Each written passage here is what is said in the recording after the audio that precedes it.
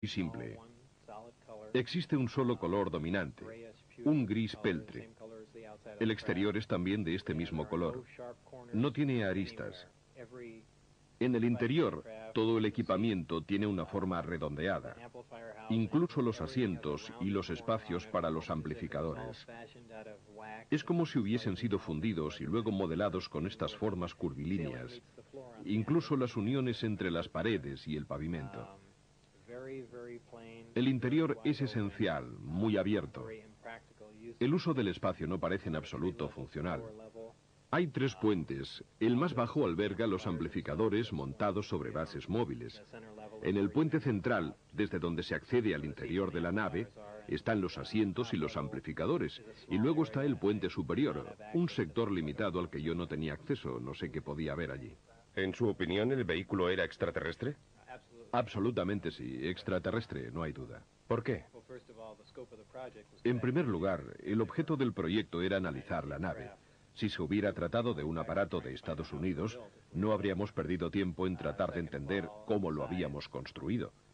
En segundo lugar, por las dimensiones del equipamiento interno, por el tamaño de los asientos y por los materiales utilizados, absolutamente desconocidos para nosotros. Y por último, por el carburante, el elemento 115, que en realidad no existe. Estos datos han de sumarse a las informaciones que me fueron facilitadas, en las cuales se indicaba claramente que se trataba de una nave extraterrestre. ¿Le dijeron cómo funcionaba el sistema de propulsión? Formaba parte de mi trabajo de ingeniería inversa, es decir, debíamos averiguar el funcionamiento del sistema de propulsión. Habían realizado ya algunos progresos, pero no sé exactamente desde cuándo se encontraba allí la nave, si llevaban 1 o 10 años analizándola. En cualquier caso, con pocos progresos. El sistema es impresionante. Está compuesto por 2 partes, los amplificadores de gravedad y el reactor que proporciona energía. El reactor funciona por aniquilación completa, alimentado por antimateria. La aniquilación completa es prácticamente la más eficaz de las 3 reacciones nucleares que existen, esto es, fusión, fisión y aniquilación. Utiliza un elemento muy pesado, el elemento 115. Esta sería su situación en la tabla periódica. En la Tierra este elemento no ha sido aún sintetizado. En mi opinión, en algunos sistemas estelares, esta síntesis se produce de manera espontánea. El elemento es bombardeado en un acelerador de dimensiones extremadamente reducidas. Como consecuencia de ello, sufre una fisión espontánea y produce partículas de antimateria. Estas, gracias a un dispositivo termoeléctrico con una eficacia del 100%, interactúan con la materia gaseosa y se transforman en electricidad. Ahora bien, la primera ley de termodinámica viene a decir que la eficacia al 100% para cualquier dispositivo eléctrico es bastante imposible, ya que se producen dispersión de calor y otras pérdidas de esta índole. Pero yo, en este sistema, no las detecté. Es una tecnología absolutamente asombrosa. La increíble cantidad de energía que genera el sistema alimenta los amplificadores y,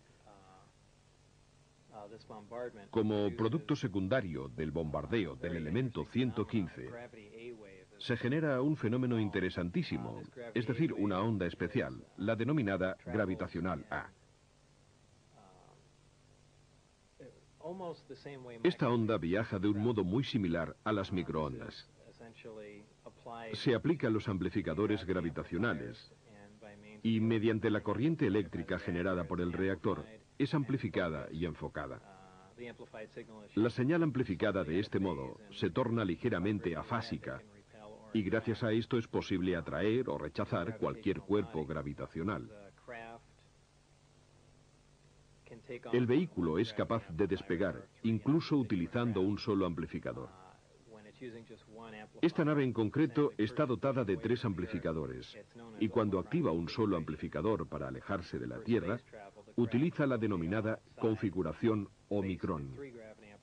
Para viajar por el espacio, la nave gira sobre un lado, enfoca los 3 amplificadores en un único punto situado a enorme distancia, y luego se imprime máxima potencia a los amplificadores y al reactor, Prácticamente estiran el tejido del espacio, distorsionan el espacio-tiempo y lo atraen hacia la nave, que de esta manera se halla en condiciones de cubrir enormes distancias en un lapso de tiempo prácticamente nulo. La nave no se desplaza de manera lineal porque distorsiona el espacio. El propio tejido del espacio y por consiguiente también los campos gravitatorios y el tiempo están estrechamente ligados. Cuando se distorsiona un campo gravitatorio, se distorsionan también el espacio y el tiempo. Estas son cosas que sabemos desde hace tiempo, solo que no contamos con la posibilidad de comprobarlas. Aparentemente esta civilización las ha llevado a la práctica. ¿Y ustedes han conseguido alguna vez poner en vuelo alguno de estos vehículos? Se realizaron muchos ensayos, pero no fuera de la atmósfera. Eran vuelos cortos, a baja altura. De hecho, eran objetos de un valor inestimable, y no era intención de nadie correr riesgos inútiles o destruirlos a causa del campo gravitatorio terrestre o por volar a cotas demasiado elevadas. Pero asistí a varias pruebas fuera del recinto de seguridad. Y en una ocasión lo vi todo a no más de 30 metros del vehículo. ¿Cómo maniobraba el objeto en vuelo? Era muy silencioso. Se elevaba generando un pequeño silbido. La superficie inferior emanaba una luz azul, probablemente debida al altísimo voltaje generado.